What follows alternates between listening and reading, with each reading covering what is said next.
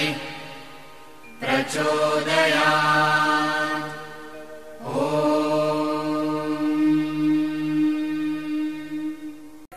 राजस्थान भारत का वह महान राज्य जिसका स्वर्ण अक्षरों से लिखा हुआ इतिहास हमें बताता है कि यहाँ पर हर काल और हर समय में ऐसे लोगों ने जन्म लिया जिनके आचरण, कर्म और जीवन वृत्त हमें सद शिक्षा देते हैं। और आज हम भी एक ऐसे ही मनस्वी के विषय में जानेंगे कि यदि वो राजनीति में आ जाए तो अपनी मेहनत और अपनी कर्मठता से हमारे क्षेत्र में विकास की गंगा बहाने की पूर्ण क्षमता रखते हैं।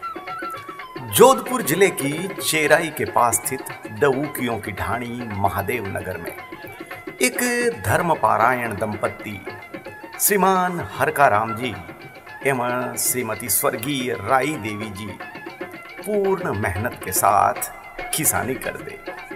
रेगिस्तान का किसान हर साल किसानी क्या करता है, वो परमात्मा के साथ जुए का दांव लगाता है। और यदि अनावृष्टि या अतिवृष्टि से किसान हार जाता है तो उस संपूर्ण वर्ष की कल्पना से मन में एक सिहरन सी दौड़ पड़ती है। और श्री हरकाराम जी हर साल यही तो करते थे। सो अभावों व कमी उनके जिंदगी का एक महत्वपूर्ण हिस्सा बने थे। कमियों अभावों के बावजूद श्री हरकाराम जी ने अपनी चारों संतानों की शिक्षा की पूरी व्यवस्था गांव के ही सरकारी पाठशाला में कर दी थी। सभी बहन और भाइयों में श्री खियाराम जी को पढ़ने की बड़ी ललक थी और वो घंटों चिमनी की मंद रोशनी में बैठकर पढ़ते। एक तो किसान, ऊपर से रेगिस्तान का किसान। कभी खियाराम जी को पेन का अभाव रहता तो कभी पुस्तक का। अच्छे कपड़े, अच्छे जूते, इन बातों को खियाराम जी सिर्फ स्वप्न में ही महसूस करते थे। परंतु कमियां, अभाव, गरीबी क्या प्रतिभा को रोक थोड़े से सकती है। श्री खियाराम जी के साथ ऐसा ही कुछ हुआ। 75% अंकों के साथ इन्होंने 10th को पास किया। आगे पढ़ने की ललक और भी ज्यादा तेज हो गई। इनके भाई तो 10th के बाद किसानी में ही अपना भविष्य तलाशने लगे। इनके एक अध्यापक थे, उनके सुझाव पर इन्होंने बायोलॉजी लेकर 12th करने का मानस बनाया। परंतु 12th पढ़ने के लिए जोधपुर आना जरूरी था और घर के हालात ऐसे न थे कि खियाराम जी की पढ़ाई और जोधपुर का खर्चा वहन कर सके। पिता से मात्र आशीर्वाद लेकर श्री खियाराम जी जोधपुर आ गए और जोधपुर की महेश स्कूल में प्रवेश ले लिया। रहने के लिए, खाने के लिए, पुस्तकों के लिए पैसों की आवश्यकता हुई। सो 11th में पढ़ते ही खियाराम जी 10th तक के बच्चों को मैथमेटिक्स की ट्यूशन पढ़ाई करने लगे और ट्यूशन के साथ अपने किसान पिता की आर्थिक मदद भी करने लगे। एक प्रश्न अवश्य आपके मन में आ रहा होगा कि हम आपको ये कहानी क्यों बता रहे हैं। इसका कारण तो मात्र यही है कि जो युवा छोटी सी बातों में अवसाद से ग्रस्त हो जाते हैं और कई बार अपने भाग्य को दोष देते हैं, वो इस कहानी से सीख सकते हैं कि कैसे एक अभावग्रस्त किसान का बेटा मात्र अपने मेहनत के दम पर सफल जीवन का निर्माण करता है। और दूसरा कारण, आगामी दिनों में हम हमारे नुमाइंदों का चुनाव करेंगे और यदि हमने श्री खियाराम जी डऊकिया जैसे मेहनतकश और कर्मठ को अपना नेतृत्व सौंप दिया तो कहने ही क्या। कहानी अभी बाकी है। काल चक्र घूमता रहा। 12th पास कर ली, बिना किसी मार्गदर्शन के प्री मेडिकल टेस्ट भी पास कर ली और सन 1992 में जोधपुर के ही संपूर्णानंद मेडिकल कॉलेज से MBBS में प्रवेश ले लिया, जिसका पूरा श्रेय इनके भाइयों श्री जगमाल राम जी और मोहन राम जी को जाता है, क्योंकि उन्होंने ये सहयोग दिया, उन्होंने खेतों में कड़ी मेहनत की, तब जाके उन परिस्थितियों का निर्माण हुआ जिसके कारण श्री खियाराम जी जोधपुर में MBBS की पढ़ाई करने लगे। हमारे राजस्थान की भूमि को देवभूमि कहते हैं। इसका कारण यही है कि यहाँ बार बार इतिहास खुद को दोहराता है। आज से 5000 साल पहले बिना किसी मार्गदर्शन के एकलव्य धनुर्धर बना तो खियाराम जी एक सफल चिकित्सक। आगामी दिनों में राजस्थान में विधानसभा के चुनाव होंगे। ओसियां विधानसभा क्षेत्र से श्री डॉक्टर खियाराम जी डऊकिया को अपना नेतृत्व देने का मानस ओसियां की जनता पहले से ही बना चुकी है। आप खुद जनता की राय से वाकिफ हो जाइए। क्या नाम है आपका? मेरा नाम ओम प्रकाश साहब। ओम प्रकाश जी, क्या कहना चाहेंगे आप डऊकिया साहब के बारे में? हाँ, डऊकिया साहब बहुत अच्छे आदमी हैं। तो इनमें क्या है, बीमारी के हर एक ही 5000 मांगते 2000 3000 में कम हो जाता है, और सही ढंगों पैसा ले आ रही है कि वो तो कुछ है नहीं। ठीक है, इसमें अभी कैंप लगा हुआ है तो कैंप में हमारे को फायदा मिलता है। अच्छा। जो आँख का है, दूसरा है हर रोग का, चिरंजीवी है तो ये जाते ही चिरंजीवी में किसी के पास में पेमेंट नहीं होता है, नहीं तो ये अभी चिरंजीवी में स्टार्टिंग करा दूंगा, कुछ कर दूंगा। तो उसमें सब हार्ट के बारे में बहुत अच्छा आदमी है। अच्छा। क्यों अभी हार्ट का मैं ही खुद हार्ट का पेशेंट हूँ। अच्छा। तो इधर से दवा लाता हूँ तो मेरे को ये फायदा है।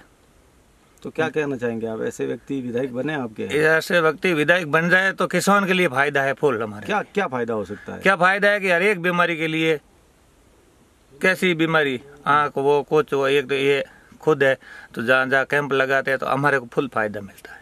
अच्छा। अभी ये बीच में लगाया था ये तिवरी में, तो ये बीच में लगाया था तिवरी में हमारे को कितने अभी चश्मे दिए तो वो बुजुर्ग को काम में आया ना। नहीं तो जोधपुर लाने के लिए जाता है, ये चश्मा लाने के लिए 200 रुपये आने जाने का भाड़ा हो जाता है। फिर बाद में वहाँ भटकते आखो दिन तो 500 रुपये तो वो खोटी हो जाते हैं, और फिर 2000 ले लेते हैं। ऐसे जो 50 रुपये चश्मे होते हैं उसका 2000 ले लेते हैं। तो ये फायदा होता है। और क्या लगता है आपको, और क्या फायदा हो सकता है इनके विधायक बनने से? किसानों के लिए तो भलाई करेगा ये। अच्छा, क्या लगती है आपको, क्या भलाई हो सकती है? ये सब भाई किसान आदमी है, तो पहले किसान का लड़का था तो फिर उधर जोधपुर जाके ये किया, तो अभी किसान का लड़का था तो उधर जोधपुर में इतना काम किया है, तो अभी इधर विधायक बनेगा तो हमारे के लिए फायदा ही होगा ना किसान के लिए। तो कभी भाई फोन करते थे, फोन उठाते हैं, नहीं तो ऐसा कोई विधायक बन जाते फोन ही नहीं उठाते कभी। तो आपको लगता है ये विधायक बनने चाहिए? ये विधायक बनना चाहिए, हमारे को ऐसा लगता है सर। क्या नाम है सर आपका? मेरा नाम श्री रामलाल। रामलाल जी, क्या कहना चाहेंगे आप डऊकिया जी के बारे में? डऊकिया साहब एक बहुत ही अच्छे आदमी हैं, और इन्होंने अपने जो ये मेडिकल साइड से है जनता की खूब सेवाएं की है, और कोरोना काल में भी लोगों को खूब हेल्प की है। और जो भी कोई गरीब आदमी गया है तो पैसे का तो कोई मतलब ही नहीं है, लेकिन उनको आर्थिक साइड से, मेडिकल साइड से, रहने साइड से, खाने पीने से, हर चीज़ की उनको सुविधा की है। तो क्या लगता है आपको, ऐसा व्यक्ति यदि हमारे क्षेत्र में विधायकी का चुनाव लड़े या विधायक बने तो क्या बेहतर क्या चीज़ें हो सकती है? हाँ, इसमें आते हैं तो बहुत ही बढ़िया बात है और अच्छा ही होगा, क्योंकि जनता को इसमें फायदा रहेगा। तो आपको क्या लगता है, उन्होंने बिना किसी पद के आज तक क्या क्या किया है क्षेत्र के लोगों के लिए? उन्होंने जगह जगह लोगों के लिए कैंप लगाए हैं, और जनता की आई साइड से और भी बहुत सारी बीमारियों की चेकबैक होने के बाद में उनकी हेल्प की है। गरीबों की बहुत ही एक दयावान, वो गरीबों के लिए बहुत ही एक दयावान आदमी है, और जनता के लिए अच्छा ही काम किया उन्होंने। तो आप चाहते हैं कि ऐसा व्यक्ति आपके लिए भी? हाँ, हमारी तरफ से तो, और जनता की तरफ से, और गांव और ढाणिया की तरफ से तो ये आदमी आना उचित ही है। क्या नाम है आपका? मेरा नाम चंदाराम डऊकिया है साहब। चंदाराम जी, क्या कहना चाहते हो, कैसे है डॉक्टर साहब? डॉक्टर साहब बहुत बढ़िया है, पूरे गांव और 36 कौम को साथ में लेके चलने वाले बढ़िया इंसान, पुरुष है, एकदम साफ सुथरा। इतना अच्छा व्यवहार है कि मेरे पास 1 रुपया भी नहीं हो ना, तो भी मैं डऊकिया हॉस्पिटल में जाऊं, और उनके विश्वास से तो वो मेरा काम करके दे और बाद में पैसा देना बेटा है। ऐसा है ना? बहुत अच्छा आदमी है सर। क्या क्या उनके जो कैंप लगाते हैं उनके बारे में कुछ बताइए। उन्होंने साहब हर गरीब हर गांव में कैंप लगवाया और फ्री निःशुल्क दवा दी, निःशुल्क जांच की, सब कुछ निःशुल्क किया। तो उससे क्या फ़ायदा हुआ आप लोगों को? बहुत फ़ायदा हुआ सर। गरीब आदमी के पास क्या है, किसान आदमी ऐसा स्थिति से जीता है कि 1 रुपये लाता है तो उधार ला के खेती करता है, और फिर बाद में क्या है वो धीरे धीरे पैसे चुकाने के लिए उसका 1 रुपये नीट पूरा ख़त्म हो जाता है। दवा लाने का कुछ नहीं बचता उसके पास। फिर भी हमारे कोई भी ऐसा इमरजेंसी काम पड़ जाता है तो हम जोधपुर की तरफ मुंह करते हैं ना, तो सीधा डॉक्टर साहब ही दिखता है और दूसरा कोई नहीं है हमारा। अच्छा। और 1 रुपये भी नहीं होगा तो भी हमारा इलाज करके देगा वो। तो ऐसे व्यक्ति यदि हमारे विधायक बने तो क्या कहना चाहेंगे आप? विधायक बनेगा तो बहुमुख काम करेगा और गरीब का, सबसे पहले गरीब का काम करेगा। तो क्या कहना चाहेंगे आप, जो लोग आपको देख रहे हैं इन्हें क्या कहेंगे आप, क्या मैसेज देंगे? मैं यही कहना चाहता हूँ कि डोके साहब को अगर MLA बन गया तो हमारे पूरे तहसील में इतना बढ़िया विकास होगा कि उसकी कोई हद नहीं है, और सबसे पहले गरीब का काम होगा। और मेरा यह मैसेज है कि डोके साहब को विधायक बना के ही सब जनता से अपील है कि आप डोके साहब को विधायक बनाएं। क्या नाम है सर आपका? मेरा नाम राजेंद्र कुमार शर्मा है। शर्मा जी, जो डोकिया जी फ्री कैंप लगाते हैं इससे क्या बेनिफिट होता है? बेनिफिट तो सर गरीब लोगों के लिए होता है, जैसे मतलब हर तरह की बीमारी है उससे निःशुल्क इलाज होता है। अभी कहाँ लगे थे उनके? अभी सर तिमरी में लगा और मतलब 1-2 गांव और जगह लगाया था। कौन सी जांचें हुई थी उसमें? जांचें तो सर हर प्रकार की हुई थी। आँख की जांच हुई थी, नाक, कान, गला, और ऑपरेशन भी निःशुल्क के लिए किया गया था आँखों का। तो क्या मरीजों का क्या आउटपुट क्या था, उसके क्या बेनिफिट मिला था उनको? बेनिफिट सर 100% मिला। गरीब लोगों को था जहाँ उन्होंने जाके इलाज करवाया। क्या लगता है आपको, डोकिया जी जैसा व्यक्ति यदि आपका MLA बनता है तो क्या बदलाव हो सकते हैं क्षेत्र में? बदलाव सर हर तरीके से हो सकता है। मतलब हमें गर्व होगा कि डोकिया साहब MLA साहब बने। आज संपूर्ण पश्चिमी राजस्थान में आम आदमी की सेवा, आम आदमी की शुश्रूषा का एक ही नाम है, डोकिया अस्पताल और डॉक्टर KR डोकिया। लोगों को नाम मात्र के शुल्क के साथ डॉक्टर KR सर बेहतरीन स्वास्थ्य सेवाओं को देने के कारण वो लोगों के दिलों में राज करते हैं। क्षेत्र के लोग भी डॉक्टर KR सर में एक आम आदमी का अक्स देखते हैं। लोगों को लगता है कि डॉक्टर साहब उन्हीं में से एक है, और ये सच भी है, क्योंकि डॉक्टर KR डोकिया ने अभावों को देखा है, कमियों को देखा है। वो बचपन में ही ये बेहतर तरीके से समझ चुके थे कि जब भूख लगती है तो लगता कैसा है। ऐसा व्यक्ति यदि हमारी ओसियां विधानसभा क्षेत्र से हमारा नेतृत्व करे तो सोने पे सुहागा होगा। और इसी कारण से हमने आपको यह बताया कि कैसे एक गरीब किसान का बेटा गरीबी, अभावों और मुफलिसी से लड़कर डॉक्टर KR डोकिया बना। ऐसा व्यक्ति यदि हमारा नेतृत्व करे तो हमारी जो भी समस्याएं हैं वह उनको महसूस कर सकता है, उन्हें दूर कर सकता है। आज ओसियां अंचल में बहुसंख्यक किसान रहते हैं। उन्हें अपनी फसलों के उन्नयन के लिए बिजली की बड़ी सख्त आवश्यकता होती है। यदि इन्हें समय पर बिजली मिलती रही तो वो सभी के उदरपूर्ति की हिम्मत रखते हैं। एक किसान के लिए बिजली की क्या आवश्यकता है, एक किसान का बेटा ही तो समझ सकता है।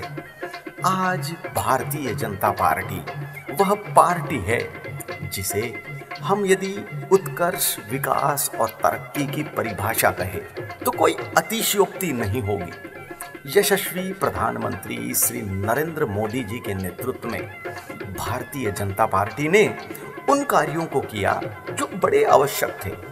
भारतीय जनता पार्टी ने भी सदैव उन्हीं लोगों को अपना प्रतिनिधि बनाया जो देश प्रेम में, जो मेहनत में और जो कर्मठता में विश्वास रखे। और डॉक्टर KR डोकिया को यदि हम मेहनत का विकल्प कहें तब भी सही ही होगा, क्योंकि दूसरों के लिए वही कुछ कर सकता है जिसने खुद को सफल किया हो। आप सोचिए, जोधपुर जैसे शहर में बच्चों को ट्यूशन पढ़ाकर, खुद का खर्च उठाकर पढ़ना, बिना किसी सहायता के, बिना किसी कोचिंग या मार्गदर्शन के अपने दम पर राष्ट्रीय स्तर की मेडिकल की परीक्षा को पास कर MBBS करना क्या मजाक है? यह तभी संभव होता है जब खुद पर विश्वास हो, मेहनत पर विश्वास हो, और जो जैसा होगा वैसा उसका आचरण होगा। सो मेहनती ही सही मेहनत से कार्य करेगा। आइए हम श्री डउकिया जी को और ज़्यादा मेहनत करने का जिम्मा सौंपते हैं और उनके कंधों पर हमारी ओसियां के चहुमुखी विकास की जिम्मेदारी को सौंप सर्वश्रेष्ठ को चुनते हैं। तो एक साथ मेरे साथ कहे, अब की बार श्री डउकिया KR, वंदे मातरम।